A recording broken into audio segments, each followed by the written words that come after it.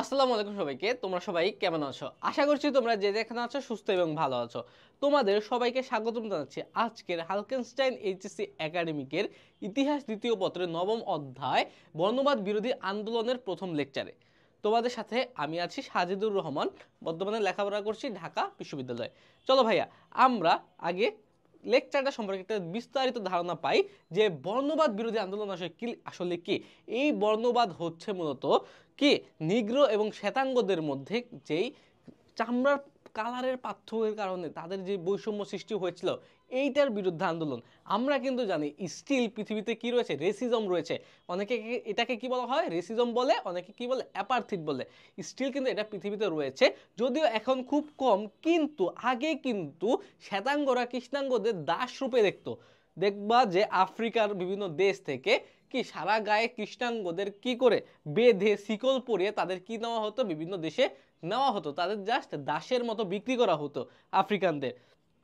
এই যে তখন থেকে কি একটা কি হয়েছে যে ইউরোপিয়ানরা বা সাদা চামড়ার লোকরা নিজেদের মহৎ বা মহান ভাবা শুরু করলো, নিজেদের কি উচ্চ শ্রেণীর ভাবা শুরু করলো, এবং কি কালোদের নিম্ন শ্রেণীর ভাবা শুরু করলো। তাদের বিভিন্ন অধিকার থেকে বঞ্চিত রাখতো, বিভিন্ন না প্রায় সকল অধিকার থেকে কি নিগ্রোদের বঞ্চিত রাখা হতো। এই যে বর্ণর কারণে যে বৈষম্য, এটার বিরুদ্ধে যে আন্দোলন হয়েছে, কিছু মানুষ এটার বিরুদ্ধে কি অগ্রণী ভূমিকা পালন করেছে। এইটা নিয়ে আজকে আমরা এই অধ্যায়ে আলোচনা করব। চলো আমরা শুরু করি। এখন শুরুতে আমাদের জানা লাগবে সভ্যতার ইতিহাসে বর্ণবাদ এক কলঙ্কজনক অধ্যায়। অবশ্যই কলঙ্কজনক অধ্যায়, কারণ কি চামড়ার উপর ভিত্তি করে ভাই মানুষকে তার ন্যায্য অধিকার থেকে বিরত রাখা, এটা কি একটা খারাপ জিনিস না, একটা ব্যাড প্র্যাকটিস। কিন্তু অতীতের কৃতদাস প্রথার জন্য এই অমানবিক মূল্যবোধ অনেকাংশেই দায়ী। এই যে বর্ণবাদের জন্য কারা দায়ী?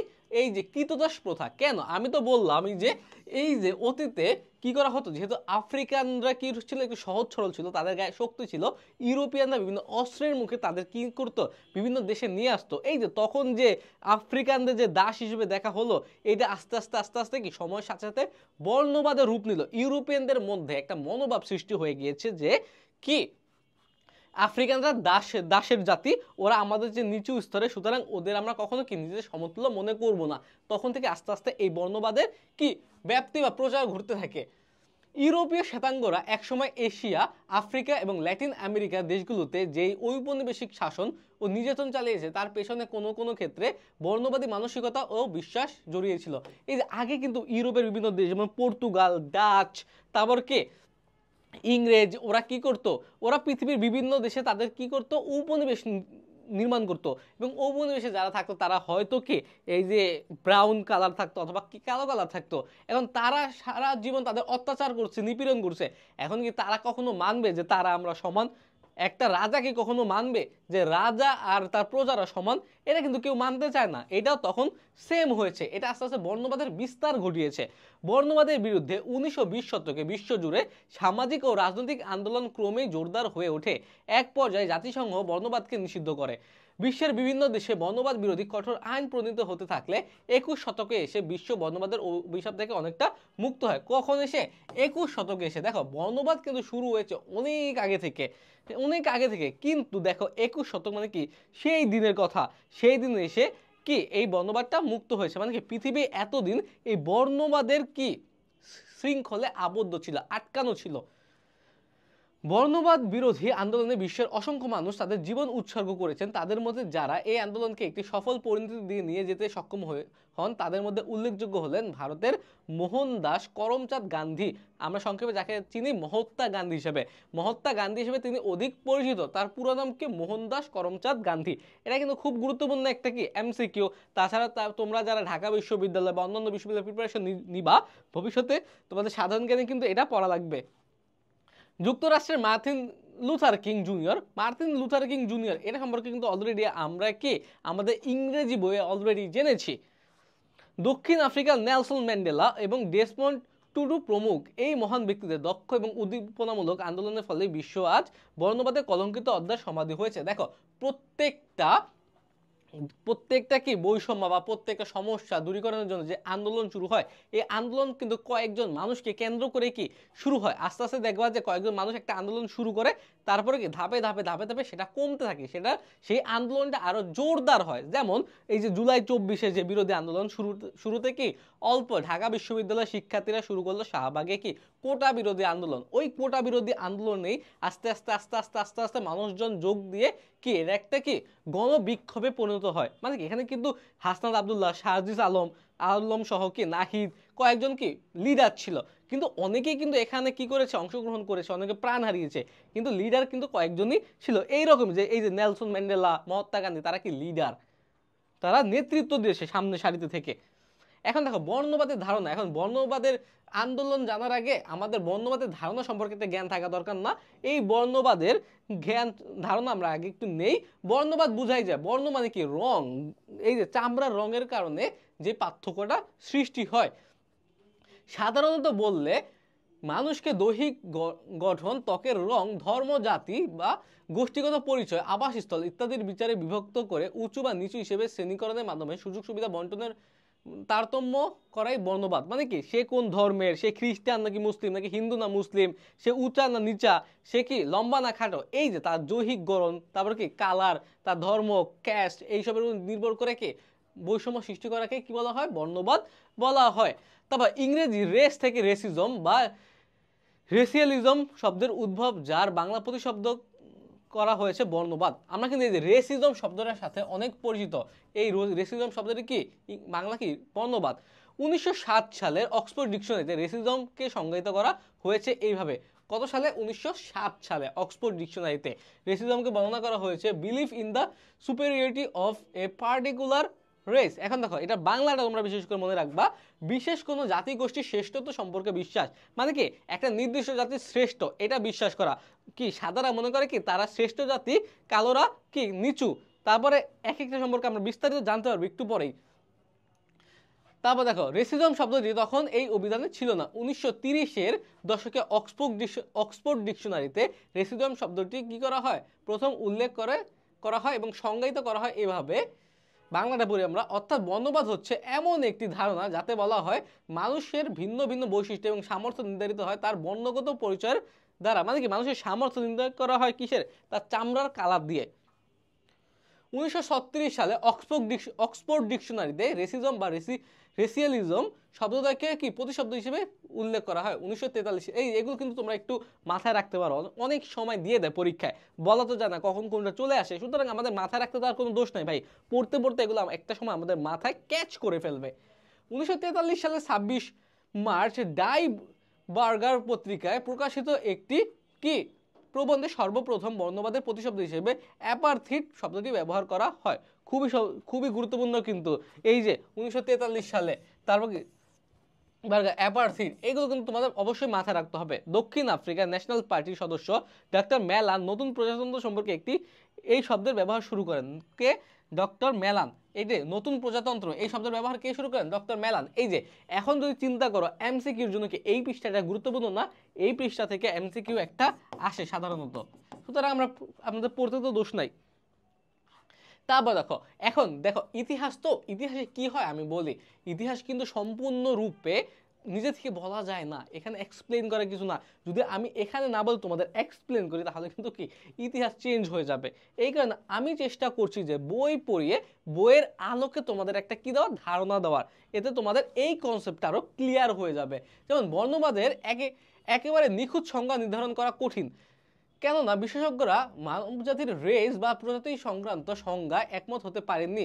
জীববিজ্ঞানের ভাষায় বর্তমানে পৃথিবীতে যে মানবজাতি বাস করছে তারা হোমোস্যাপিয়েন্স অন্তর্ভুক্ত, কিন্তু এই হোমোস্যাপিয়েন্স প্রজাতির দৈহিক বৈশিষ্ট্য যেমন চোয়ালের গঠন, মাথার খুলি আকৃতি, হাড়ের গঠন, উচ্চতা, চুলের রং, চোখের মনি, ত্বকের রং, এগুলো পড়া লাগবে না ভাই, এগুলো হচ্ছে কি স্কিপ করবা, এগুলো জাস্ট একবার রিডিং করবা শেষ। দেখি আমরা এখান থেকে কি লেখছে, মানুষের মধ্যে এই যে দৈহিক ও মননগত পার্থক্য এগুলোকে ভিত্তি করে কোনো কোনো সমাজে মানুষের মধ্যে বৈষম্য সৃষ্টি করা হয়েছে।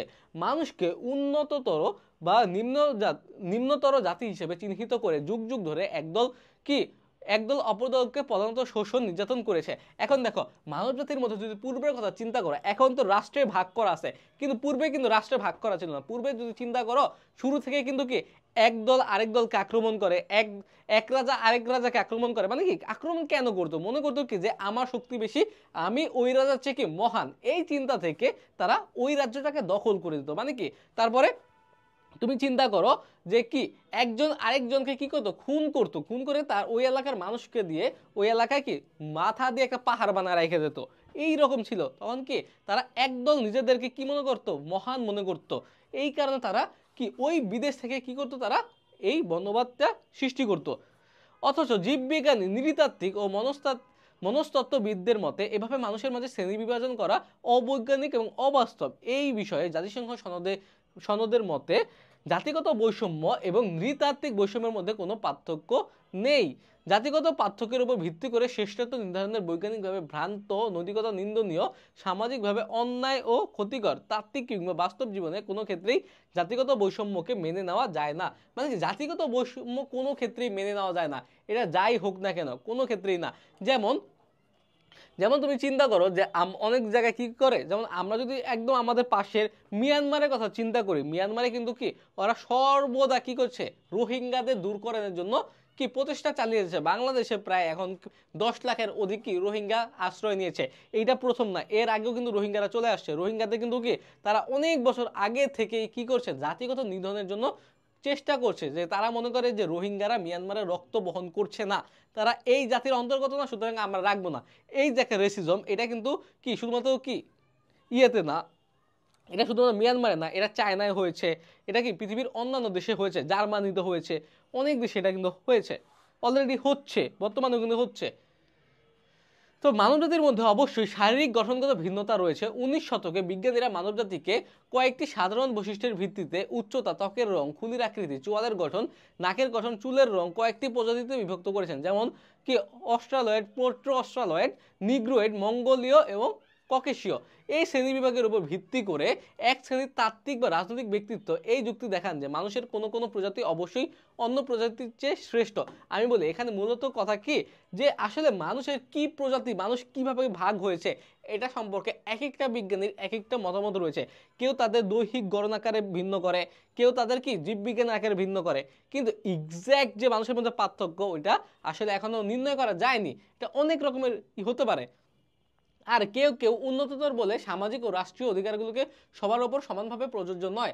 এই ক্ষেত্রে ব্যক্তিরা মনে করেন কিছু কিছু অধিকার অবশ্যই কথিত শ্রেষ্ঠ প্রজাতির জন্য সংরক্ষিত থাকা উচিত। এখন এখানে কি হয়, অনেকে মনে করেন কি যে একটা দেশে বা বিভিন্ন দেশের মধ্যে পার্থক্য রয়েছে মানুষের, সুতরাং এই পার্থক্যের মধ্যে কি দরকার, অধিকার সামঞ্জস্যতা দরকার আছে। যারা উচ্চতর বংশে আছে বা উচ্চতর পর্যায়ে আছে তারা বেশি অধিকার ভোগ করবে, যারা নিম্নতর পর্যায়ে আছে তারা কম অধিকার ভোগ করবে। এইরকম এক একজন আসলে বর্ণবাদ সম্পর্কে এক এক রকম মতবাদ পোষণ করেন। কেউ কেউ বর্ণবাদ রে কি ভালো মনে করে, আবার কেউ কেউ কি মনে করে যে এটা আসলে ভালো না। জাতিসংঘে যদি এটাকে নিষিদ্ধ করা হয়েছে, কিন্তু স্টিল কট্টরপন্থী কিছু মানুষ থাকে, কিন্তু প্রত্যেকটা দেশেই কট্টরপন্থী আছে। কট্টরপন্থীরা কি করে, এই বর্ণবাদকে তারা কি করে বিশ্বাস করে। যেমন ডোনাল্ড ট্রাম্প ক্ষমতায় এসে কি করলো, সে এসেই কি করলো, সবার প্রথমে সে সীমান্তে কড়াকড়ি আরোপ করলো। তারপরে ইউএসএ থেকে যারা যত অবৈধ অভিবাসী আছে তাদের কি করলো, ডিপোর্ট করে দিল, দেশ থেকে বের করে দিল। অভিবাসন ধরা হচ্ছে সর্বত্রই, কারণ কি সে একটু বর্ণবাদ টাইপের, সে কি করছে যারা অবৈধ আসছে তাদের রাখবে না, মূলত এটা। তারপরে তো তিনি তো জাস্ট অবৈধ বৈধতার এইটার খাতিরে বর্ণবাদ করছে, কিন্তু বর্ণবাদ কিন্তু চামড়ার খাতিরে হয়, তারপর কি বিভিন্ন ইয়েতে হয়। আমি পর্যায়ক্রমে তোমাদের এক একটা করে বলবো, এক একটা উদাহরণ দেবো আর বলবো, সমস্যা নাই। এই বিশ্বাসের ফলে কোনো কোনো কাজ নিচু প্রজাতির বলে চিহ্নিত মানুষের জন্য নির্দিষ্ট করে ফেলা হয়।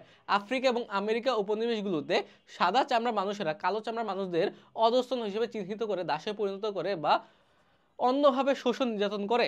রাষ্ট্রীয় আইন ও সমাজ স্বীকৃত প্রথার মাধ্যমে এই শাসন নির্যাতন চালাতে হতো। মানে কি আগে সাদা চামড়ার মানুষরা কালা চামড়ার মানুষদের বিভিন্নভাবে অত্যাচার নির্যাতন করতো, ইভেন এগুলো রাষ্ট্রীয় আইন বানিয়ে ফেলেছিল, যাতে কি সাংবিধানিক ওয়েতে তারা আইনের মাধ্যমে কি তাদের কি অধিকার থেকে তাদের বঞ্চিত করতো, তাদের কি করতো, তাদের অত্যাচার অবিচার করতো, তাদের উপরে যখন ইচ্ছা যা ইচ্ছা করতো, দাসের মতো রাখতো, তাদের দিয়ে কাজ করাতো, অমানবিক কাজে লিপ্ত করাতো।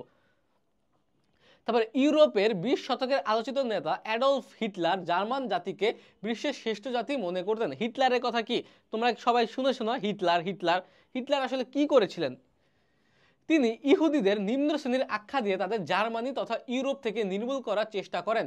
দ্বিতীয় বিশ্বযুদ্ধের আগে ও যুদ্ধকালীন সময় হিটলারের নাৎসি বাহিনী ইউরোপের ইহুদি জনগোষ্ঠীর অর্ধেকের বেশি অংশকে হত্যা করে। মানে কি হিটলারকে তিনি বুঝতে পারছিলেন যে ইহুদিরা কি আসলে তারা কি ভালো না, তারা জার্মানির রক্তের সাথে তাদের সাথে যায় না। সুতরাং সে একটা মিশন নিল যে জার্মানির রক্তকে পরিশুদ্ধ করার জন্য ইউরোপকে কি ইহুদি মুক্ত করার জন্য সে কি করবে? সে সকল ইহুদিকে হত্যা করবে। দ্বিতীয় বিশ্বযুদ্ধের সময় সে ধরে ধরে তার কি কনসেন্ট্রেশন ক্যাম্পে এনে ইহুদিদের হত্যা করেছে। তিনি প্রায় বেশি অর্ধেক ইহুদিদের হত্যা করে ফেলেছিল। 60 লক্ষ ইহুদিকে হত্যা করা হয়। তুমি চিন্তা করো 60 লক্ষ ইহুদি তখন তিনি হত্যা করছে, এখন ওই যতটুকু রেখে গেছে ওই ইহুদিরা সারা পৃথিবীকে কি করে ভেজে খায়, পৃথিবীর যত সুখ শান্তি আছে সব নষ্ট করে দিচ্ছে। এই যে বেঞ্জামিন নেতানিয়াহু তিনি কি করতেছে? ফিলিস্তিনের আক্রমণ করতেছে। সারা মুসলিম বিশ্বে সে কি করতেছে? একটা সারা পৃথিবীতে, মুসলিম বিশ্বে না শুধুমাত্র পৃথিবীতে একটা কি একটা বিশৃঙ্খলা সৃষ্টি করে রাখছে ইহুদিরা কিন্তু খুবই মারাত্মক খারাপ জাতি। এরা কিন্তু হিটলার কিন্তু বুঝতে পেরেছিলেন আগে, যেহেতু হিটলার কি আরেক হিটলার বলে না, হিটলারের বুদ্ধি হচ্ছে কি শয়তানেরও শয়তান ছিল উনি। সুতরাং ইহুদিরা তো এক শয়তান, তার বড় শয়তান কি হিটলার। সুতরাং হিটলার তো বুঝতেই পারবে যে এই ইহুদিরা থাকলে আসলে ইউরোপটাই একসময় তাদের দখলে নিয়ে যাবে। এই ধরনের জাতিগত বিদ্বেষ বহু প্রাচীনকাল থেকে চলে এলো। যখন বিশ্বজুড়ে ঔপনিবেশিকতা চরম পর্যায়ে ওঠে তখন তা প্রাতিষ্ঠানিক রূপ লাভ করে। এক পর্যায়ে জাতিগত বৈষম্যের বিরুদ্ধে লড়াই শুরু হয়। প্রথম বিশ্বযুদ্ধের পর জাতিপুঞ্জ গঠিত হলে জাপান বিষয়টি সম্পর্কে জাতিপুঞ্জের আইনে সুস্পষ্ট উল্লেখের দাবি জানায়। তবে ব্রিটেনের বিরোধিতায় তখন দাবিটি কি গৃহীত হয়নি। দেখো প্রথম বিশ্বযুদ্ধের পরে কিন্তু কি জাতিপুঞ্জ গঠিত হয়েছিল। জাতিপুঞ্জ কি বর্তমানে যে জাতিসংঘ আছে, জাতিসংঘের মতো একটা প্রতিষ্ঠান, ওই জাতিপুঞ্জ যখন গঠিত হয় তখন জাপান বলছে কি আসলে বর্ণবাদটা বন্ধ করা উচিত, এটা সম্পর্কে কি একটা আইন প্রণয়ন করা উচিত। কিন্তু যুক্তরাজ্য তখন কি পৃথিবীর প্রধান চালিকা শক্তি, প্রধান সুপার পাওয়ার যুক্তরাজ্য তখন, মানে কি ইউকে। এখন ওরা তো তখন সারা এই যে ভারত উপমহাদেশ সহ সারা পৃথিবীতে ওদের উপনিবেশ সৃষ্টি করে রাখছে। উপনিবেশে কি ওই দাসী ওই বর্ণবাদ তারা চালু রাখছে। এই কারণে তারা কি করছে? তারা বলছে না এটা এখন দরকার নেই। যেমন এখন আমেরিকা মুখে মুখে কি করে? মুখে মুখে বলে কি তারা শান্তি চায়, এটা করে ওইটা করে, কিন্তু আসলে পৃথিবীর যত শান্তি আছে এটা নষ্টের জন্য দায়ী মূলত আমেরিকা। কিন্তু তাদের পাওয়ার আছে, এই কারণে তারা যা ইচ্ছা ওইটা করে। ঠিক তেমনি তখন কি যুক্তরাজ্য বা ইউকে তখন এই যে বর্ণবাদের যে যৌক্তিক যে আইনি কাঠামো আছে সেটাকে বন্ধ করে দিয়েছিল তাদের স্বার্থের জন্য। কারণ কি তারা তখন নিজেরাই বর্ণবাদ চালাতো কিসের মাধ্যমে? রাষ্ট্রীয় কাঠামোর আওতায় তারা আইন পাশ করে ফেলেছিল। দ্বিতীয় বিশ্বযুদ্ধের সময় সংঘটিত হলোকাস্ট নামে পরিচিত গণহত্যার প্রায় 60 লক্ষ ইহুদিকে হত্যা করা হয়। এখন ওই ইহুদি যে দমন পীড়নের যে অভিযানটা, ওই অভিযানটার নাম দিয়েছে কে? হিটলার হলোকাস্টের মাধ্যমে কনসেন্ট্রেশন সেন্টারে এনে ইহুদিদের হত্যা করা হতো।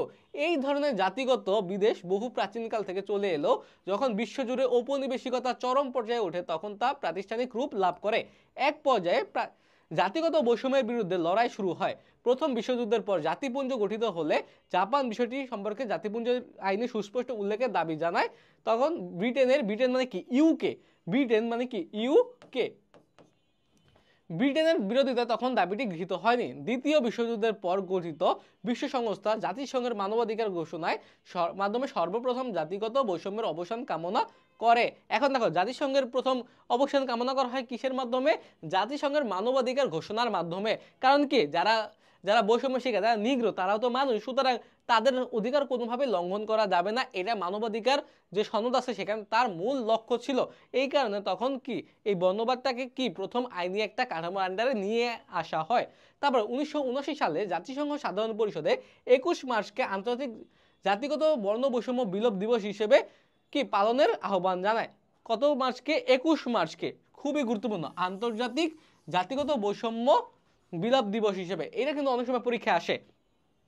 2001 সালে জাতিগত ভেদাভেদ ও বর্ণবাদ বিরোধী বিশ্ব সম্মেলন অনুষ্ঠিত হয় জাতিসংঘের উদ্যোগে। পরবর্তীকালে দক্ষিণ আফ্রিকার ডারবানে বর্ণবাদ বিরোধী আরও একটি সম্মেলন অনুষ্ঠিত হয়। এসব সম্মেলনের মূল প্রতিপাদ্য বিষয় ছিল জাতি, ধর্ম, বর্ণ নির্বিশেষে বর্তমান সমস্যাকে দূরীভূত করা এবং নতুন করে বর্ণ বৈষম্যের বিরুদ্ধে আন্তর্জাতিক প্রতিশ্রুতি আদায় করা। দাস প্রথার অবসান এবং দক্ষিণ আফ্রিকার মতো কুখ্যাত বর্ণবাদী রাষ্ট্র ব্যবস্থার পতন হলেও আন্তর্জাতিক প্রতিশ্রুতি হলেও বিশ্ব থেকে বর্ণবাদ এখনো পুরোপুরি দূর হয়নি। দেখো দক্ষিণ আফ্রিকায় বর্ণবাদটা একটা চরম লেভেলে ছিল। ওইখানে শ্বেতাঙ্গরা সংখ্যা ছিল কম, কৃষ্ণাঙ্গরা মানে কি কালোরা সংখ্যা ছিল বেশি, কিন্তু শ্বেতাঙ্গরা মানে কি সাদা চামড়ার মানুষরা কম হয়েও দক্ষিণ আফ্রিকা চালাতো তারা।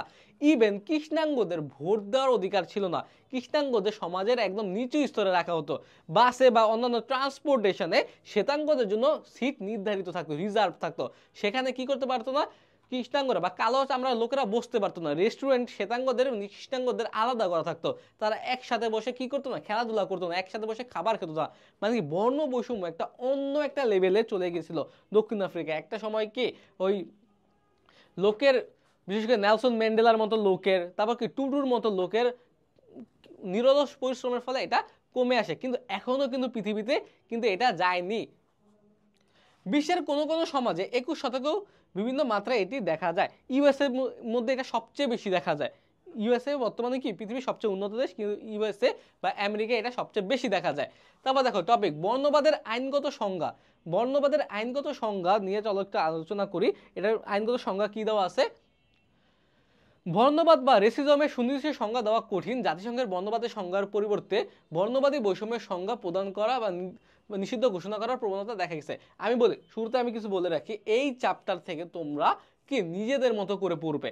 আমরা যখন দাগাতে গেছি আমাদের মনে হয়েছে কি যে সম্পূর্ণ চ্যাপ্টারটা দাগা দেয়, কিন্তু সকল কিছু পড়ার দরকার নাই, তুমি তোমার মতো করে পড়বা, সকল লাইন ধরে ধরে পড়বা। আর এই চ্যাপ্টারে সিকিউর চেয়ে এমসিকিউ ইম্পর্টেন্ট। এই চ্যাপ্টার থেকে সিকিউ আসলে তোমরা স্কিপ করার চেষ্টা করবা, কারণ কি অলরেডি সামনের চ্যাপ্টার থেকে অনেক সুন্দর সুন্দর সিকিউ তোমরা পাবা। সুতরাং এই চ্যাপ্টার থেকে সিকিউ আসলে তোমরা বেশি লিখতে পারবা না, সুন্দরভাবে সিকিউর অ্যান্সারও করা যাবে না, এই ক্ষেত্রে সিকিউর মার্কস কমে আসবে। সুতরাং এমসিকিউর জন্য তোমরা ফোকাস দিবা, লাইন বাই লাইন ধরে ধরে পড়বা। দেখো জাতিসংঘের ঘোষণা কি বলা হয়েছে? বর্ণবাদী বৈষম্য বলতে জাতিগত গোষ্ঠী, গায়ের রং, বংশ, জাতীয়তা কিংবা নৃতাত্ত্বিক পরিচয়ের কারণে যে কোনো প্রকার বিভেদ, প্রতিবন্ধকতা সৃষ্টি, বাড়তি সুযোগ প্রদান কিংবা সুযোগ কি অপসারণের মাধ্যমে রাজনৈতিক, আর্থিক, সাংস্কৃতিক সহ জীবনের যে কোনো ক্ষেত্রে সবার একই রকম মানবিক ও মৌলিক অধিকার বা স্বাধীনতা অস্বীকার করাকে বোঝাবে। এখন দেখো তুমি বর্ণবাদ কাকে বলো, তুমি তোমার ভাষায় তুমি বলতে পারো এই যে এগুলোর উপরে কেন্দ্র করে, কারণ কি এখানে কি করা হবে, বর্ণের উপরে কেন্দ্র করে কি বৈষম্যের সৃষ্টি করা হয়। ব্রিটিশ আইনে জাতিগত গোষ্ঠী, রং, জাতীয়তা বা নৃতাত্ত্বিক পরিচয়ের কারণে মানুষকে দলে বা গ্রুপে বিভক্ত করাকে কি বর্ণবাদ রূপে সংজ্ঞায়িত করা হয়েছে। এখন দেখো কতিপয় সমাজতাত্ত্বিক বর্ণবাদকে শ্রেণীগত সুবিধা প্রাপ্তির একটি প্রক্রিয়া হিসেবে দেখেছেন। কতিপয় মানে কি কিছু। আমেরিকার সমাজবিজ্ঞানী ডেভিড ওয়েলম্যান এর মতে বর্ণবাদ হলো সংস্কৃতি সিদ্ধ বিশ্বাস, যার পরিপ্রেক্ষিতে শ্বেতাঙ্গরা অধস্তন প্রজাতির মানুষের উপরে সুবিধা লাভ করে। মানে কি অধস্তন প্রজাতি বলতে কৃষ্ণাঙ্গদের বোঝানো হয়েছে। মানে কি এটা তাদের মধ্যে একটা কি হয়েছে, প্রথা হয়ে গেছে যে শ্বেতাঙ্গরা অর্থাৎ সাদা চামড়া মানুষেরা কি তাদের অধস্তন, মানে কি এতদিন যারা তাদের কি ছিল, তাদের চাকর ছিল, তাদের দাস ছিল। মানে কি কৃষ্ণাঙ্গরা, কৃষ্ণাঙ্গর চেয়ে সাদা চামড়া মানুষরা কি উন্নত, তারা কি আরো অধিকতর সুপ্রিম পর্যায়ে আছে, এটা বিশ্বাস করাকে হচ্ছে কি বর্ণবাদ। তারপর দেখো নোয়েল এ ক্যাজিনেভের মতে কি বর্ণবাদ হলো বর্ণের ভিত্তিতে কি শক্তভাবে সুগঠিত সুবিধাপ্রাপ্ত গোষ্ঠী ব্যবস্থা, যা সমাজের বিভিন্ন স্তরে সক্রিয়। গাত্রবর্ণ মানে কি, গাত্রবর্ণ হচ্ছে গায়ের রং, গাত্রবর্ণ মানে কি গায়ের রং ও জাতিগত শ্রেষ্ঠত্বের এক সূক্ষ্ম এবং বিধিবদ্ধ ধারণা একে টিকিয়ে রেখেছে। এগুলো জাস্ট একবার পড়বা, তো প্যারা নাই। এন্ড ব্ল্যাক লাইভস ম্যাটার এটা হচ্ছে ইউএস এর একটা কি হয়ে গেছিল, একটা স্লোগান হয়ে গেছিল। বলবো আমরা একে একে সব পড়বো, সব বলবো। এখন বিশ্বের বিভিন্ন দেশে বর্ণবাদ, বিভিন্ন দেশে বিভিন্নভাবে বর্ণবাদ কি হয়েছে, বিস্তার লাভ করেছে। বিশেষ করে ঔপনিবেশ যেসব দেশে স্থাপন করা হয়েছে সেখানে কিন্তু বর্ণবাদ চরম পর্যায়ে ধারণ করেছিল। দেখো আনুষ্ঠানিকভাবে রাষ্ট্রীয়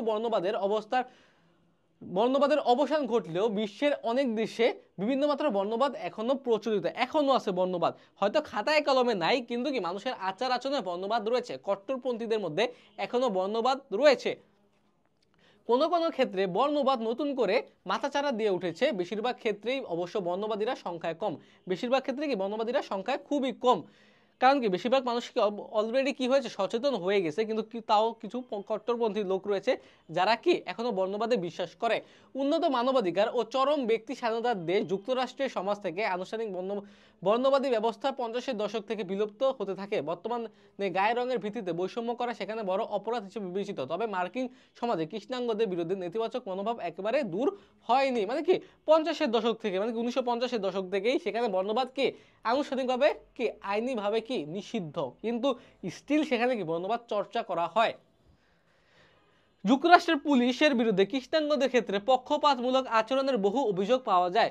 জনসংখ্যার তুলনায় বিভিন্ন অভিযোগে কারাগারে আটক কৃষ্ণাঙ্গের হার অনেক বেশি। লন্ডন ভিত্তিক প্রতিষ্ঠান ওয়ার্ল্ড প্রিজন ব্রিফের দেওয়া তথ্য মতে কয়েদি সংখ্যার দিক থেকে যুক্তরাষ্ট্রের অবস্থান সবার উপরে। মানে কি কয়েদি সংখ্যার দিক থেকে, কয়েদি মানে কি জেল বন্দী, দেশটির জেলগুলোর 20 লাখের বেশি কয়েদি রয়েছে, 20 লাখের বেশি কয়েদি রয়েছে, যা ওয়াশিংটন ডিসি, মিয়ামি, বোস্টনের মতো জনসংখ্যার চেয়েও কি বেশি। মানে কি প্রচুর সংখ্যক কয়েদি যুক্তরাষ্ট্রে রয়েছে অন্যান্য জায়গার তুলনায়। যে কিছু কিছু জায়গা আছে, কিছু কিছু প্রদেশ আছে যেমন বোস্টন, তারপরে মিয়ামি, এইসব প্রদেশের চেয়েও জেলে তাদের সংখ্যা বেশি। তাদের মধ্যে 1/3 কৃষ্ণাঙ্গ, 1/3 কৃষ্ণাঙ্গ, মানে কি জেলে তাদের কি কৃষ্ণাঙ্গ সংখ্যা বেশি। এর মানে কি তারা কৃষ্ণাঙ্গদের বেশি করে কি করে গ্রেফতার করে। অবশ্য কি কেন গ্রেফতার করে, এটা মূল কারণ হচ্ছে যে পুলিশদের মধ্যে বা ওই রাষ্ট্রে এখনো কি রয়েছে, একটা বর্ণবাদের যে মানসিকতা সেটা রয়েছে। কৃষ্ণাঙ্গরা সাপোজ শ্বেতাঙ্গরা একটা ভুল করলে তাদের মাফ করে দেয়, কিন্তু কৃষ্ণাঙ্গদের মাফ করে না, তাদের নিয়ে যায়। সম্প্রতি মার্কিন যুক্তরাষ্ট্রের পুলিশ দ্বারা জর্জ ফ্লয়েড নামক একজন কৃষ্ণাঙ্গের নিহত হওয়ার ঘটনায় যুক্তরাষ্ট্র জুড়ে বর্ণবাদ বিরোধী কি হয় আন্দোলন নতুন করে ছড়িয়ে পড়ে। দেখো জর্জ ফ্লয়েড, ব্রেওনা টেইলর সহ অনেক কৃষ্ণাঙ্গ হত্যার শিকার হয়েছে, যা বিশ্বজুড়ে জাতিগত ন্যায়বিচার প্রতিষ্ঠার আন্দোলন সূত্রপাত করেছে। দেখো এখানে কি হচ্ছে, জর্জ ফ্লয়েডকে দেখবা কি যে তোমার ভিডিওতে কিন্তু এখনো আছে, এখানে কি করছে, তাকে গ্রেফতার করছে। গ্রেফতার করার পরে পুলিশ তার ঘাড়ের উপরে এক পা চাপা দিয়ে বসে আছে। সে বলেছিল আই ক্যান ব্রিথ, মানে কি আমি নিঃশ্বাস নিতে পারছি না। এটার পরেও কি পুলিশ বিশ্বাস করে, পুলিশ কিন্তু কি তার ওই ঘাড়ে পা দিয়ে চাপা দিয়ে রাখছিল, আর এদিক দিয়ে তার কি শুধুমাত্র লালা বেড়ে পড়ছে। একটা সময় সে মৃত্যুর কোলে ঢলে পড়ে। তখন যেহেতু এটা লাইভ ভিডিও হয়েছে, বর্তমান যুগে কিন্তু কিছু হইলেই কি হয়ে যায়, ভিডিও সামাজিক যোগাযোগ মাধ্যমে ছড়িয়ে যায়। এই কারণে কিন্তু কি আমরা কিছু নৃশংসতার চিত্র দেখতে পারি। এই যে চিত্র দেখতে পারি, তখন কি নতুন একটা স্লোগানের সাথে নতুন করে আবার বর্ণবাদ বিরোধী আন্দোলন ছড়িয়ে পড়ে। এটা কি ব্ল্যাক লাইভস ম্যাটার, এখানে কিন্তু লাইফের প্লুরাল কিন্তু লাইভস, মানে কি কালো বা কৃষ্ণাঙ্গদের জীবন কি জরুরি, তাদের জীবনে কি অর্থবহ, তাদের জীবনের কি ম্যাটার করে নামে বর্ণবাদ বিরোধী আন্দোলন জাতিগত শিষ্টাচারের ধারণার বিরুদ্ধে সচেতনতা বৃদ্ধিতে সাহায্য করেছে। এই সামাজিক চিত্রের তীব্র সমালোচক আমেরিকান সোশিওলজিক্যাল সোসাইটির প্রেসিডেন্ট জো ফিগিন বলেছেন মার্কিন সমাজকে পুরোমাত্রায় বর্ণবাদী সমাজ বলা যেতে পারে। কি বলছে যে মার্কিন সমাজ পূর্ণমাত্রায় কি বর্ণবাদী সমাজ, তারা বর্ণবাদে কি এখনো বিশ্বাসী। তাদের জেল, তারপর কি তাদের বিভিন্ন কি পুলিশের আচরণ, এগুলো দেখলে বোঝা যায়। তারপর দেখবে এখানে স্ট্যাটিস্টিক দেখলে তোমরা আরো শিওর হবা। সিএনএন নিউজের এক সম্প্রচারে মার্কিন কলামিস্ট নিকোলাস ক্রিস্টোফের উদ্ধৃতি নিয়ে উল্লেখ করা হয় 2012 সালে যুক্তরাষ্ট্রের পুলিশের গুলিতে শ্বেতাঙ্গ যুবকের চেয়ে কৃষ্ণাঙ্গ যুবক নিহত হয়েছে 21 গুণ বেশি। মানে কি সেখানে কি অনেক ক্রিমিনালের গায়ে কি শুট করা হয় না, সেইখানে শ্বেতাঙ্গদের চেয়ে ওই শুট করায় বা এনকাউন্টারে কৃষ্ণাঙ্গদের মৃত্যুর সংখ্যা প্রায় 21 গুণ বেশি। যদি একজন শ্বেতাঙ্গ যেখানে মারা গেছে, মানে কি সাদা চামড়ার লোক যেখানে মারা গেছে, সেখানে 21 জন কালো চামড়ার লোককে মারা হয়েছে, মানে কি 21 গুণ বেশি। ক্রিস্টোফের গবেষণায় দেখা যায় 2010 থেকে 2012 সময়কালে 2 বছরে পুলিশের গুলিতে 15 থেকে 19 বছর বয়সী কৃষ্ণাঙ্গ মৃত্যুর হার ছিল প্রতি মিলিয়নে 31.17 জন। মানে কি যুবক, মানে কি কিশোর, এক কথায় 15 থেকে 19 বছরের বাচ্চা পুলিশের গুলিতে মরছে, মানে কি 10 লাখে প্রায় 31.17 জন। এটা কিন্তু কম মনে করতে পারো, কিন্তু এটা কিন্তু কম না। কেন কম না, তোমরা শুধুমাত্র শ্বেতাঙ্গদের স্ট্যাটিস্টিকটা দেখো। শ্বেতাঙ্গদের কি হচ্ছে, অপরপক্ষে শ্বেতাঙ্গ মৃত্যুর হার ছিল প্রতি মিলিয়নে মাত্র 1.47 জন, যেখানে ছিল 31.17 জন, আর এখানে কি 1.74 জন। এখানে প্রায় কি 32 জন, আর এখানে প্রায় 2 জনের মতো, 1.5 জন। শত শত বছর ধরে ইউরোপীয় উপনিবেশ স্থাপনকারীরা আফ্রিকা, আমেরিকা এবং এশিয়ায় তাদের উপনিবেশ শাসনের কি যৌক্তিকতা প্রমাণের জন্য অন্যান্য যুক্তির পাশাপাশি গাত্রবর্ণে মানে কি গায়ের বর্ণের শ্রেষ্ঠত্বের কথা বলতো। তারা কি বলতো যে কালো চামড়ার চেয়ে কি সাদা চামড়াই বেটার। যুক্তরাজ্য, ফ্রান্স ও দক্ষিণ আফ্রিকা সহ কয়েকটি দেশে একসময় বর্ণবাদ এমন তীব্র আকার ধারণ করেছিল যে দৈনন্দিন জীবনযাপনকেও তা মারাত্মকভাবে প্রভাবিত করত। 2011 সালে পুলিশের গুলিতে মার্ক ডুগান নামক এক কৃষ্ণাঙ্গ ব্যক্তি নিহত হলে সেই সময় লন্ডন কি বিক্ষোভে উত্তাল হয়ে ওঠে। দেখো একবার চিন্তা করো যে যাদের দেশকে আমরা কি বলি সভ্য দেশ বলি, তারাই কি বর্ণবাদে সবচেয়ে বেশি এগিয়ে। শুধু মার্কিন যুক্তরাষ্ট্রে নয়, ইউরোপ, আফ্রিকা ও এশিয়ার দেশে দেশে বর্ণবাদ ছড়িয়ে পড়ে। সাধারণ জীবনযাপন, সমাজ, সংস্কৃতি, রেস্তোরাঁয় খাওয়া, বিদ্যালয়ে পড়াশোনা, ফুটপাতে চলা, বাস ট্রেনে চড়া, সিনেমা হলে ছবি দেখা ইত্যাদির মতো অনেক ক্ষেত্রে কি সাদা ও কালো মানুষের মধ্যে পৃথক ব্যবস্থা ছিল। দীর্ঘ আন্দোলনের পরে সেই পরিস্থিতির অবসান হয়েছে। মূলত কি পূর্বে এই বর্ণবাদটা একটা কমন একটা ব্যাপার ছিল, অনেক বেশি ছিল। যেই সব রাষ্ট্রকে আমরা কি সোকল্ড উন্নত বলি, সেই সব রাষ্ট্রে এখনো আছে। এই জিনিসটা পুরোপুরিভাবে কি এখনো নিঃশেষ হয়ে যায়নি, কিন্তু কমে আসছে, আগের তুলনায় অনেক কমছে, এটা সত্যি কথা। তারপর আসো বর্ণবাদের সংক্ষিপ্ত ইতিহাস। এই বর্ণবাদের সংক্ষিপ্ত ইতিহাস কিন্তু আমাদের জানার দরকার। যারা সৃজনশীলের অ্যান্সার করবার চিন্তা করছো তাদের জন্য কি এটা অবশ্যই জানতে হবে, আর এমসিকিউর জন্য তো অবশ্যই।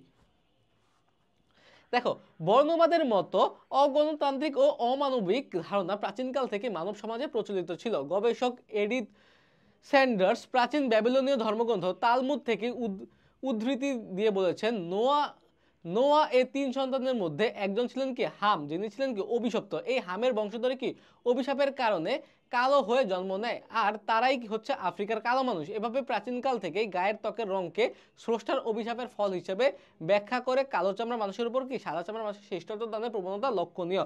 দেখো এইখানে একটা কি ধর্মীয় ব্যাখ্যা নিয়ে এসেছে। এখানে ব্যাখ্যাটা কি যে তালমুদ, যে ব্যাবিলনীয় একটা ধর্মগ্রন্থ ছিল তালমুদ, সেখানে নোয়ার 3 সন্তান ছিল। এই 3 সন্তানের মধ্যে একজন ছিল অভিশপ্ত। যেই অভিশপ্ত সন্তান তিনি এবং তার কি বংশধররা কি পর্যায়ক্রমে কৃষ্ণাঙ্গ বা কালো মানুষ হিসেবে কি হয় জন্ম নিতে থাকে এবং তাদের আফ্রিকান বলে অভিহিত করা হয়। অনেকে মনে করেন কি যেহেতু তারা অভিশপ্ত জাতি, সুতরাং কি তারা কালো এবং কি তারা অভিশপ্ত জাতি হওয়ার কারণেই তাদের কি করা হয়, তাদের এই বৈষম্যের শিকার হতে হয়। গ্রিক দার্শনিক এরিস্টটল দৈহিক রং বা জন্মের ভিত্তিতে নয়, বরং শারীরিক শক্তি ও মস্তিষ্কের ক্ষমতার উপরে ভিত্তি করে মানব সমাজের শ্রেণী বিভাজনের কথা বলেছিলেন। মানে কি তিনি বলছেন কি শারীরিক গঠন বা কালার দিয়া কি তৈরি করা যাবে না, বিভাজন করা যাবে না, বর্ণবৈষম্য করা যাবে না। বিভাজন করতে হবে কিসের মাধ্যমে? ক্যাপাবিলিটির উপরে, মানে কার কতটা যোগ্যতা আছে, যোগ্যতার ভিত্তিতে কি হবে, বিভাজন হবে। এরিস্টটলের মতো যেসব মানুষ শারীরিক শক্তিতে শ্রেষ্ঠ তারা শ্রেষ্ঠ নয়, বরং তারা কায়িক শ্রম বা দাসত্বের জন্য উপযুক্ত। মানে কি যারা শারীরিকভাবে শ্রেষ্ঠ তারা শ্রেষ্ঠ না, তারা কি দাসত্বের জন্য, তারা কাজ করার জন্য, তাদের শরীরে যেহেতু কি শক্তি আছে, সুতরাং তারা কি করবে, দিনমজুরে কাজ করবে, খাটাখাটনি করবে। তার মধ্যে যারা বুদ্ধিতে শ্রেষ্ঠ তারাই কি আসলে উন্নত মানুষ। মানে কি যারা ইন্টেলিজেন্ট তারাই কি আসল মানুষ, কিন্তু যাদের শক্তি অনেক তারা কি আসল মানুষ না, যাদের অনেক অস্ত্র শস্ত্র রয়েছে তারা আসল মানুষ না। তারপর দেখো মধ্যযুগে এশিয়া ও ইউরোপের মানুষ যখন পশ্চাৎপদ আফ্রিকার কালো মানুষদের ধরে নিয়ে দাস ব্যবসা করত, তখন তারা কালোদের দাসত্বের কারণ হিসেবে তাদের কথিত নিকৃষ্ট প্রজাতি হওয়ার কথা বলতো। এমনকি ইবনে খালদুনের মতো খ্যাতনামা মুসলিম দার্শনিকও কৃষ্ণাঙ্গদের মানুষ বলে মর্যাদা দিতে চাননি। যদিও মুসলমানদের ধর্মগ্রন্থে পবিত্র কুরআন কোন রকম কি বর্ণবাদ কিংবা জাতিগত বৈষম্যকে কি প্রশ্রয় দেয় না। মধ্যযুগে মুসলমানদের মধ্যে আফ্রিকার কালো মানুষদের সম্পর্কে এরূপ ধারণার মূল কারণ হলো আর্থিক ও ভূরাজনৈতিক। দেখো ইসলামের কথাটা বলি, ইসলামে যে যদি কেউ কি করে বর্ণবাদ সৃষ্টি করে, তাহলে সে কি করে, সে নিজে থেকে সেটা সৃষ্টি করেছে ফতোয়া হিসেবে। কিন্তু ইসলামে কিন্তু বর্ণবাদকে কি কোনো ক্রমে কি করা হয় না, সাপোর্ট করা হয় না। ইসলামে কি দাসত্বকে কি নিষিদ্ধ করেছে। আর তখন দাসী কারা ছিল? আফ্রিকানরাই মূলত দাসী কিন্তু ছিল। আফ্রিকা থেকে লোকজন এনে কি বিভিন্ন দেশে বিক্রি করে দেওয়া হতো দাসী রূপে। তারপর যদি চিন্তা করো মুসলমানদের প্রথম যে মুয়াজ্জিন আছে, যে আজান দিয়েছে বেলাল রাদিয়াল্লাহু আনহু, তিনি কি ছিল? তিনি কিন্তু কৃষ্ণাঙ্গ ছিল। অর্থাৎ মুসলমানে কি ইসলামে এই বর্ণের উপরে নির্ভর করে কোনো বৈষম্য করা হয় না, কিন্তু যারা করে তারা পাপী। মধ্যযুগের মুসলমানদের মধ্যে আফ্রিকার কালো মানুষদের সম্পর্কে এরূপ ধারণার মূল কারণ হলো আর্থিক এবং ভূরাজনৈতিক। মুসলিম সাম্রাজ্য আফ্রিকা এমনকি ইউরোপের কিছু অংশে বিস্তৃত হওয়ার ফলে কৃষ্ণাঙ্গ দাস ও যোদ্ধার প্রয়োজন বেড়েছিল। এছাড়া দাস ব্যবসা ছিল তখনকার বিশ্বের অন্যতম লাভজনক ব্যবসা। মুসলিম পুঁজিপতি ও বণিকরা ইউরোপীয় ও তুর্কি সংস্কৃতি দ্বারা প্রভাবিত হয়ে বিশুদ্ধ ইসলামী মূল্যবোধ থেকে সরে গিয়েছিল। 14-15 শতকে সম্ভ্রান্ত আরবীয়রা নিজেদের শুধু কৃষ্ণাঙ্গের চেয়ে নয় বরং সব অনারব মানুষের চেয়ে কি শ্রেষ্ঠ ভাবতো। মানে কি একটা সময় আরবরা কি করতো, সারা পৃথিবীতে বিশেষ করে মুসলিমরা একটা সময় সারা পৃথিবীতে কি তাদের শাসন কায়েম করতে সক্ষম হয়েছিল। আরবের এই সাইডটা তো ছিলই, তার পাশাপাশি তারা ইউরোপীয় এবং এশিয়াতেও কি তাদের কি ক্ষমতা বলে নিয়ে এসেছিল। যখন তারা কি তাদের এই যে রাজত্ব বা তাদের যে ক্ষমতা এত বাড়ছে, তখন কি বিশেষ করে আফ্রিকা, ইউরোপ এইসব দেশে কি অনেক যোদ্ধা এবং জনবলের দরকার হয়েছে না, তখন তারা আফ্রিকানদের দাস হিসেবে নিয়ে এসেছে যুদ্ধ করার জন্য, বিভিন্ন কার্য পরিচালনা করার জন্য অনেক জনবল দরকার পড়তো। তখন থেকে কি আফ্রিকানদের নিচু করে দেখা হতো। আস্তে আস্তে কি তারা বর্ণবাদের শিকার হয়ে পড়ে। মধ্যযুগে স্পেনীয়রা এই মতবাদ চালু করে যে অভিজাতের রক্ত লাল নয় বরং নীল। মানে কি যারা কি উচ্চ শ্রেণী তাদের রক্ত লাল না নীল। এটা স্পেনের সৃষ্টি হয়েছিল এই ধারণাটা। তারা এরকম জাতিগত বিশুদ্ধতার উপর জোর দেয়। স্পেনীয়রা বিশ্বাস করতো সাদা চামড়ার অভিজাতদের রক্ত আসলেই নীল, কারণ তা কালো শ্রেণীর মানুষের সাথে মিশে দূষিত হয়ে যায়নি। মানে কি যে সাদা যারা চামড়া তারা কালো চামড়ার সাথে মিশে নাই, তাদের রক্ত কি নীল। এখানে নীল দ্বারা মূলত কি বোঝাচ্ছে, রক্ত কি আসলে নীল হয় না, এটা রূপক অর্থে ব্যবহৃত হয়েছে। রক্ত দ্বারা কি বোঝানো হচ্ছে মূলত যে নীল রক্ত মানে কি এরা আভিজাত্য বহন করে, এটা কি ওই কালোদের রক্তের চেয়ে অনেক উন্নত রক্ত। শ্বেতাঙ্গরা কি উন্নত জাতি, ইউরোপিয়ানরা উন্নত জাতি, এটাই মূলত এখানে ফুটে উঠেছে, বলার চেষ্টা করা হয়েছে। ইউরোপে রেনেসাঁর শেষ দিকে যখন ইউরোপীয় নৌ অভিজাতীরা আমেরিকা মহাদেশে আবিষ্কার করে, তখন পর্তুগিজ ক্যাথলিক বিশপদের মধ্যে কি মার্কিন রেড ইন্ডিয়ানরা জাতিগত পরিচয় নিয়ে বিতর্ক হয়। মার্কিন রেড ইন্ডিয়ান। ডমিনিকান দার্শনিক জুয়ান গিনেস দি সেপালভেদা বলেন, ইন্ডিয়ানরা কি মার্কিন আদিবাসী ইন্ডিয়ান প্রাকৃতিকভাবে দাস, কেননা তাদের কোনো আত্মা নেই। দেখো তোমাদের এটা কিন্তু অনেক সময় আসে যে আমেরিকা কিন্তু বর্তমানে যে আমেরিকা এটা কিন্তু আগে কি এই যে রেড ইন্ডিয়ানদের দখলে ছিল, তারা কি একটা উপজাতি, হ্যাঁ, কিন্তু তাদের এখান থেকে কি বিতাড়িত করে তারপরে আমেরিকা রাষ্ট্র প্রতিষ্ঠা করা হয়েছিল। ফলে ক্যাথলিক ধর্মতত্ত্ব অনুযায়ী তাদের কোন ধরনের দাসত্বই উপযুক্ত। এই যে যখন এই রেড ইন্ডিয়ানদের জায়গায় যায় তখন কি তাদের দাসে পরিণত করে, মনে করছে কি যে তাদের কোনো কি নাই, সত্তাই নেই, তাদের মধ্যে কোনো আত্মা নাই, মানে কি তাদের ভালো মন্দ বোঝার কোনো কি গুণ নাই, সুতরাং কি তারা দাস হিসেবেই ঠিক আছে, তারা কি আমাদের লেভেলে আসতে পারবে না। অপরদিকে বার্টলমি দি লাস কাসাস নামের ক্যাথলিক বিশপ ও দার্শনিক বলেন, মার্কিন ইন্ডিয়ানরা প্রাকৃতিকভাবে মুক্ত মানুষ এবং এই কারণে তারা অন্যান্য স্বাধীন মানুষের মতোই আচরণ পাওয়ার উপযুক্ত। এভাবে উপনিবেশবাদীরা নিজেদের স্বার্থে খ্রিস্টান ধর্মের অপব্যাখ্যা দিয়ে আমেরিকান আদিবাসী ইন্ডিয়ানদের কি অধীনতার শৃঙ্খলা আবদ্ধ করেন। দেখো আমেরিকার আগে কিন্তু কি এই রেড ইন্ডিয়ানরাই ওই দ্বীপে বসবাস করত, কিন্তু আমেরিকায় রাষ্ট্র প্রতিষ্ঠা করার পরে তাদের বিভিন্ন ফতোয়ার মাধ্যমে খ্রিস্টান ধর্মের আলোকে বিভিন্ন ফতোয়া দিয়ে তাদের কি করলো, তাদের নিচু শ্রেণীতে পরিণত করলো এবং সাদা চামড়ার মানুষরা কি করলো উঁচু শ্রেণীতে চলে গেল। মানে কি যাদের ভূমিতে তারা গেল তাদেরই তারা কি করলো একদম নিচু শ্রেণীতে পাঠিয়ে দিল। এইরকম বর্ণবাদীরা কি করছে এক একটা থিওরি দিছে। প্রখ্যাত ফরাসি দার্শনিক ও ইতিহাসবিদ মিশেল ফুকো এর মতে বর্ণবাদের প্রকৃত উত্থান ঘটে প্রাক আধুনিক যুগে, মানে কি আধুনিক যুগের আগে, যখন ঐতিহাসিক ও রাজনৈতিক আলোচনায় জাতিভিত্তিক সংগ্রামের বিষয়টি উঠে আসে। জাতিভিত্তিক সংগ্রাম। ফুকো আরও বলেছেন, বর্ণবাদ বিষয়টি সর্বযুগে ও সর্বস্থানে জোনোফোবিয়া অর্থাৎ বিদেশি বা অজ্ঞাত মানুষের প্রতি বিদেশ হিসেবে বিদ্যমান থাকলেও আধুনিককালে রেসিজম দেখা দেয় বলে উল্লেখ পাওয়া যায়। ইংল্যান্ডে এখানে একটু আমরা দেখি, দেখো এই যে জোনোফোবিয়া কি অনেক সময় কিন্তু তোমার আসতে পারে, তারপরে কি এমসিকিউতে আসতে পারে, তখন কি বিদেশি বা অজ্ঞাত মানুষের প্রতি কি বিদেশ হিসেবে বিদ্যমান থাকা, যে বিদেশি বা অজ্ঞাত কোনো ব্যক্তির প্রতি কি খারাপ আচরণ প্রদর্শন করা। আধুনিককালে কি রেসিজম, ওই যে জেনোফোবিয়ার কি আধুনিককালে রেসিজম নামকরণ করা হয়েছে মূলত এটা ইংল্যান্ডের 1688 সালের গৌরবময় বিপ্লবের সময়কার এডওয়ার্ড কোক বা জন লিবার্টনির লেখনীতে। এই সময় সমাজতাত্ত্বিকদের আলোচনায় বর্ণবাদ প্রসঙ্গটি ব্যাপকভাবে আসে এবং এর বৈধতা ও গ্রহণযোগ্যতা নিয়ে ব্যাপক পর্যালোচনা চলে। এখন দেখো 19 শতকে এটা কি ইতিহাস, ইতিহাসে এক একটা সময় এক একভাবে কি এই বর্ণবাদ সৃষ্টি হয়েছে। বর্ণবাদের এখন হচ্ছে রেসিজম নাম, কিন্তু পূর্বে কিন্তু রেসিজম ছিল কিন্তু অন্য নামে, এবং তারও পূর্বে রেসিজম ছিল অন্য রূপে। মানে কি রেসিজম সবসময় ছিল অন্য নামে অন্য রূপে। রেসিজম থেকে পৃথিবী কখনো মুক্ত হতে পারেনি, এখনো হয়নি, হবেও না মনে হয়। 19 শতকে বর্ণবাদের জীববিজ্ঞান ভিত্তিক ব্যাখ্যার উপর ভিত্তি করে রেস সায়েন্স বা সায়েন্টিফিক রেসিজম ইত্যাদি শাস্ত্র বিকশিত হয়।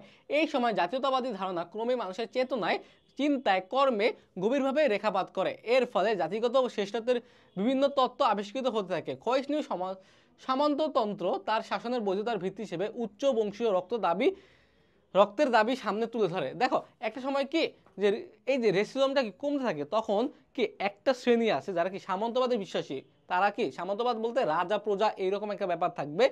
তারা কি চিন্তা করলো যে কখনো কালো চেপড়ার মানুষ বা নিচু জাতের মানুষ কখনো কি হতে পারবে না, রাজা হতে পারবে না। সবসময় যারা কি উঁচু জাতের তারাই কি হবে, রাজা বা শাসক শ্রেণী হবে। এইরকম বিভিন্ন ধারণা তারা সামনে নিয়ে আসলো যে নিচু শ্রেণীর মানুষ রাষ্ট্র পরিচালনা করতে পারবে না।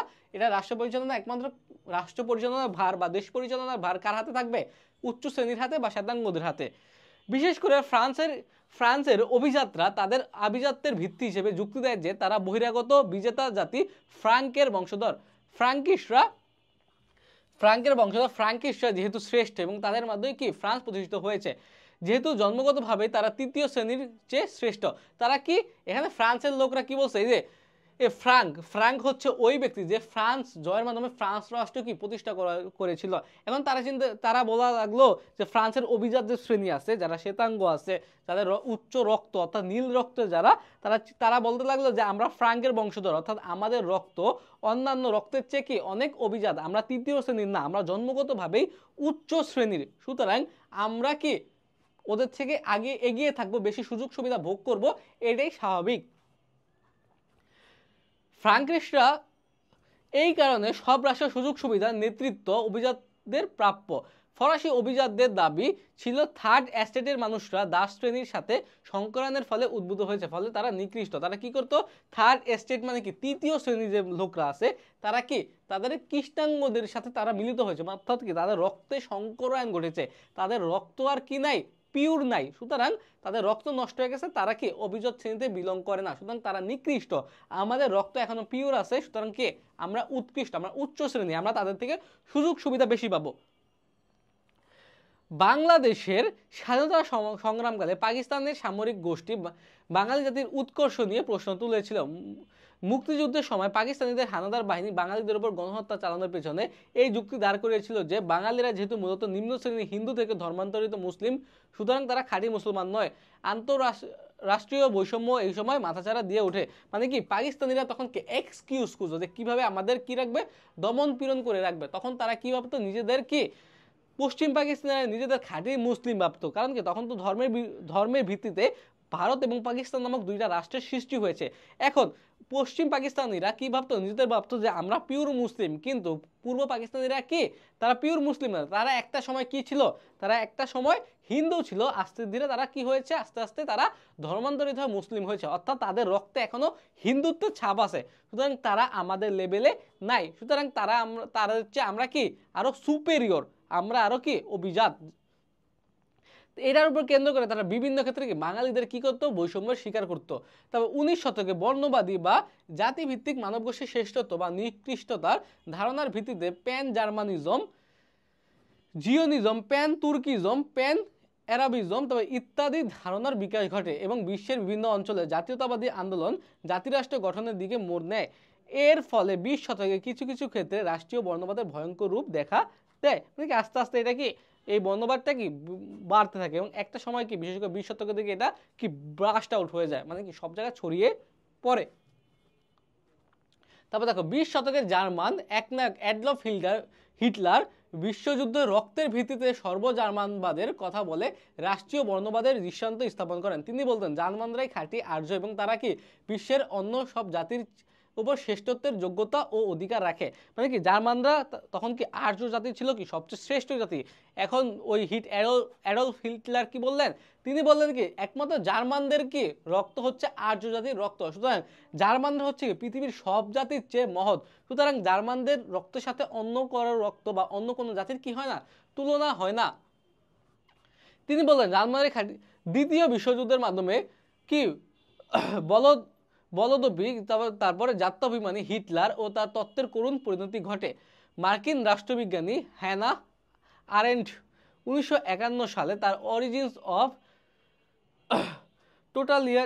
টোটালিটারিজমের গ্রন্থে উল্লেখ করেছেন 19 শতকের শেষের দিকে বিকশিত বর্ণবাদী তত্ত্বের মূল উদ্দেশ্য ছিল সাম্রাজ্যবাদকে আইনগত বৈধতা দান করা।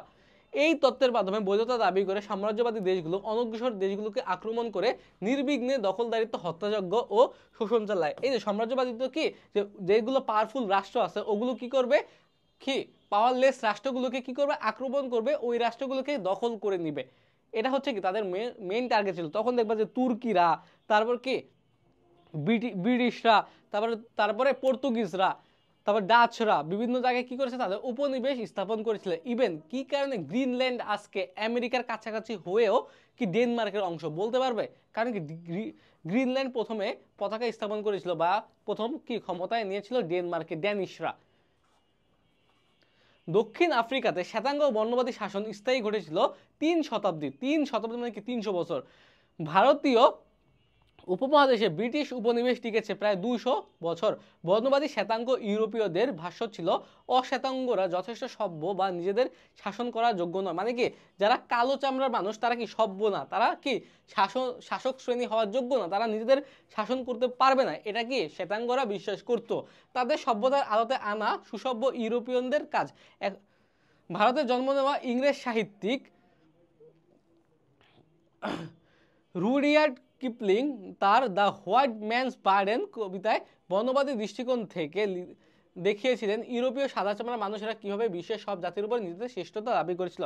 মানে কি তারা একটা ফেক একটা লেবাস ধারণ করেছিল। তারা কি ভালোর নামে খারাপ করতো। যেমন আমি পর্যায়ক্রমে বলছি উদাহরণ দিয়ে, যে ভালো নামে খারাপ কিভাবে, যে তারা ভাবতো যে যারা আফ্রিকান আছে, যারা কালো, তারা তো খারাপ, তারা তো কি অসভ্য, তারা নিজেদের কি করতে পারবে না, সভ্য করতে পারবে না, তারা নিজেদের শিক্ষিত করতে পারবে না, তাদের উন্নতির জন্য কি দরকার, ইউরোপিয়ানদের শাসন দরকার। এই কথা বলে তারা তো উন্নতি করতোই না, বরং কি করতো, একদম লুটপাট চালতো, ওইসব দেশে মানুষকে অত্যাচার করতো, নিপীড়ন করতো, হ্যাঁ শাসনের নামে শোষণ করতো। এই যে বর্তমানে দেখো কি চলছে, আমেরিকা তারপর বিভিন্ন উন্নত দেশ কি করে, তারা সাহায্যের নামে কি করছে, তারা পৃথিবীতে আরো কি সংঘাত বৃদ্ধি করছে, তারা একটা লেবাস ধরছে যে তারা কি শান্তিকামী রাষ্ট্র, কিন্তু পৃথিবীর সকল শান্তি বিনষ্টের মূল হোতা কারা জানো, ইউএসএ। তারপর দেখো বর্ণবাদী গণহত্যা ও নির্যাতন, বর্ণবাদী যে গণহত্যা এবং নির্যাতন সম্পর্কে এখন আমরা আলোচনা করব। দেখো বিংশ শতকে বিশ্বের কয়েকটি দেশে বর্ণবাদী গণহত্যা বিশ্বকে স্তম্ভিত করে দেয়। জার্মানিতে অ্যাডলফ হিটলারের নাৎসি দলের সমর্থকরা একমাত্র আর্য ছাড়া অন্য সব মানব গোষ্ঠীকে অর্ধমানব বলে গণ্য করত। মানে কি জার্মানিরা যেহেতু অ্যাডলফ হিটলার একটু কণ্ঠপন্থী ছিলেন, তিনি কি করতো, যারা প্রকৃত জার্মানি তারাই কি আর্য, আর বাদবাকি যেই জার্মানি বাদবাকি যে লোকরা আছে ইহুদি অন্যান্য ধর্মের লোক, তারা কি অর্ধমানব, তাদের রক্ত কি দূষিত হয়ে গেছে। সুতরাং এই অর্ধমানবদের বিতাড়িত করার জন্য সে কি দমন পীড়নের পথ বেছে নিয়েছিল। হিটলার বলতেন জার্মানরাই প্রকৃত আর্য। জাতিগত শোধনের নামে দ্বিতীয় বিশ্বযুদ্ধের সময় হিটলারের নির্দেশে প্রায় 60 লাখ ইহুদিকে হত্যা করা হয়। নাৎসির 3 থেকে 4.5 কোটি স্লাভকেও হত্যা করতে চেয়েছিল। স্লাভ একটা জাতি। হিটলারের এক মহাপরিকল্পনা ছিল যে 5 কোটি অজার্মান স্লাভকে বাধ্যতামূলকভাবে উরাল পর্বতের ওপারে কি সাইবেরিয়াতে বহিষ্কার করা হবে। মানে কি এই স্লাভও অনেক বেশি সংখ্যা ছিল। এখন হিটলারের মেন টার্গেট ছিল কি যে জার্মানিতে সংকরায়ন বন্ধ করতে হবে, যারা অজার্মান আছে তাদের কি করতে হবে, এই দেশ থেকে পাঠিয়ে দিতে হবে। তিনি বুঝতে পেরেছিলেন ইহুদিদের এত সহজে পাঠানো যাবে না, এই কারণে ইহুদিদের কি হত্যা করেছিলেন। এবং যারা স্লাভ আছে স্লাভদের উরাল পর্বতের ওই পাশে কি আরেকটা দেশ কি এই সাইবেরিয়াতে তাদের পাঠিয়ে দিবে, এই চিন্তা করেছিলেন, এই পরিকল্পনা করেছিলেন। 1962 সালে মিয়ানমারে সামরিক শাসক নে উইন ক্ষমতায় এসে প্রায় 3 লাখ ভারতীয় বংশোদ্ভূতকে দেশ থেকে বাধ্য করেছিলেন। কত সালে, 1962 সালে। এগুলো কিন্তু এমসিকিউর জন্য ইম্পর্টেন্ট। 1964 সালে আফ্রিকার জাঞ্জিবারে হাজার হাজার ভারতীয় ও আরবীয়কে হত্যা করা হয়। বাঙালিদের স্বাধীনতার দাবিকে স্তব্ধ করে 1971 সালের পাকিস্তানি সেনাবাহিনী পূর্ব পাকিস্তানে যে গণহত্যা চালিয়েছিল তার মূলেও ছিল জাতিবিদ্বেষ ও এক ধরনের বর্ণবাদী মনোভাব। বর্তমানে দক্ষিণ আফ্রিকায় কয়েক শতক বর্ণবাদী শাসন চলছে। 1960 সালে সেই দেশের কুখ্যাত শার্পভিল গণহত্যার অনেক কৃষ্ণাঙ্গকে হত্যা করা হয়। অনেক সময় বিক্ষোভকারী থানার বাইরে সমবেত হলে পুলিশ গুলি চালায়, এতে সরকারি হিসেবে নারী ও পুরুষ সহ 69 জন নিহত হয়।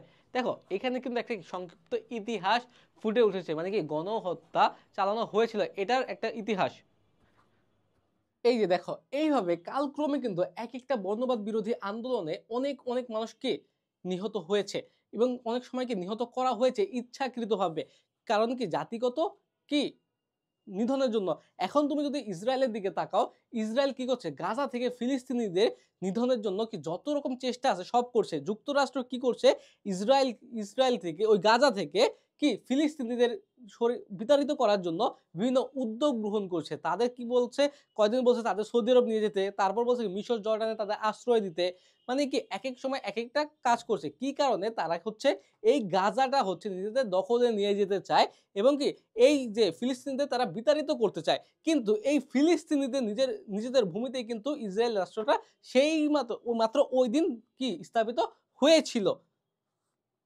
এখন দেখো এই যে ফিলিস্তিনদের উপর কি এই জাতিগত নিধন কিন্তু চালাচ্ছে কারা, এই ইসরায়েলিরা। এখন দেখো 1972 সালে উগান্ডার স্বৈরশাসক ইদি আমিন জাতিগত শুদ্ধি অভিযানের অংশ হিসেবে এশীয়দের দেশ ছাড়ার জন্য 90 দিন সময় বেঁধে দিয়েছিলেন। তিনি সংখ্যালঘু গোষ্ঠীর কৃষ্ণাঙ্গদের উপরও হত্যা নির্যাতন চালান। দক্ষিণ এশিয়ার বৃহত্তম দেশ হিন্দু প্রধান ভারতে দলিত সম্প্রদায়ের অন্তর্ভুক্ত প্রায় 16 কোটি মানুষ বৈষম্য ও অবহেলার শিকার। হিন্দু সম্প্রদায়ের প্রাচীন বর্ণ প্রথার সবার নিজের স্তরে থাকা ওই মানুষদের বলা হতো কি অস্পৃশ্য। তবে দেখো হিন্দু সমাজে জাতিগত প্রথার দৌরাত্ম্য আগের চেয়ে অনেক কম হলেও এখনো কি বহু মানুষ উঁচু নিচু কি জন্মগ্রহণ করা বৈষম্য, বঞ্চনা ও নিগ্রহের শিকার হয়ে থাকেন। ভারতের প্রতিবেশী পাকিস্তানে শিয়া মুসলিম এবং সংখ্যালঘু সম্প্রদায়ের প্রায় কি উগ্রপন্থীদের হাতে হত্যা এবং নির্যাতনের শিকার হয়। সে দেশে কোনো কোনো সম্প্রদায়ের ক্ষেত্রে রাষ্ট্রীয় নীতি বৈরী ভূমিকা পালন করে, বৈরী মানে কি খারাপ ভূমিকা পালন করে। এখন আমরা বলি যে এখনো কি যে উগান্ডা সহ আফ্রিকার বিভিন্ন দেশে আফ্রিকানরাও চায় না যে তাদের সাথে কি অন্য কারো সংকরায়ন ঘটক। আফ্রিকাতে কি স্টিল বাঙালি আছে, তারপর তখনও কি ইন্ডিয়ান বাঙালি আরবীয়রা সেখানে ব্যবসা করত, তখন তাদের কি ওই দেশ ছাড়ার জন্য সময় বেঁধে দেওয়া হয়। তারপরে যদি আমরা চিন্তা করি ইন্ডিয়া কিন্তু বিশেষ করে হিন্দু ধর্মে অনেক কিন্তু নিয়ম কানুন রয়েছে। এখন আমি জানি না আসলে কি ধর্ম সম্পর্কে আমার ইয়ে নেই, কিন্তু আমি বই যতটুকু পড়েছি সেইখানে কিন্তু জাত রয়েছে। এখন ব্রাহ্মণরা কখনো কি নিচু জাতের সাথে কি করতো না, বসে খেত না, তারপর কি তাদের উঠান দিয়ে কি যেতেও দিত না। এটা কিন্তু এখন না, এখন চেঞ্জ হয়েছে, এখন সবকিছু বেটার, এখন ভালো। কিন্তু পূর্বের কথা বলছি, পূর্ব তারা কট্টরপন্থী ছিল। যদি উঠান দিয়ে যদি কোনো কি নিচু নিচু লোক হেঁটে যেত, তাহলে নাকি তার জুতা খুলে হাতে করে জুতা তারপর নিয়ে যাওয়া লাগতো। তারপরে কি যদি কোনো কি নিচু শ্রেণী কেউ যেত, তাহলে কি করতো যে সাথে সাথে গোবর জল দিয়ে গঙ্গা জল ছিটিয়ে জায়গাটা আবার পবিত্র করা হতো। তারপর উঁচু নিচু বংশের মধ্যে বিয়ে তো এখনো পারমিটেড না। তার পাশাপাশি যে ব্রাহ্মণরা বা উঁচু শ্রেণীর লোকের সন্তানেরা যেসব শিক্ষা প্রতিষ্ঠানে বা পাঠশালায় লেখাপড়া করতো, সেখানে দরিদ্ররা কি লেখাপড়া করতে পারতো না। এইরকম একটা বৈষম্য কিন্তু ছিল। এটা কি শ্রেণীগত বৈষম্য, জাতিগত বৈষম্য হয়, বর্ণগত বৈষম্য হয়, শ্রেণীগত কিন্তু কি বৈষম্য হয়। এই ইতিহাসটা আমরা একটু পড়লাম। তাহলে আমাদের আজকের এই লেকচারটা এই পর্যন্ত থাকলো, ছোট্ট একটা চ্যাপ্টার, আরেকটা লেকচার আছে আমাদের, ওই লেকচারে আমরা বাকি অংশ শেষ করে দিব। ওকে, তাহলে আজকে এই পর্যন্ত থাক। সকলে সুস্থ থাকো, ভালো থাকো। আজকের পড়াটা আজকে কমপ্লিট করে ফেলো। পরবর্তী লেকচারে আবার দেখা হবে, সেই পর্যন্ত সুস্থ থাকো। আসসালামু আলাইকুম।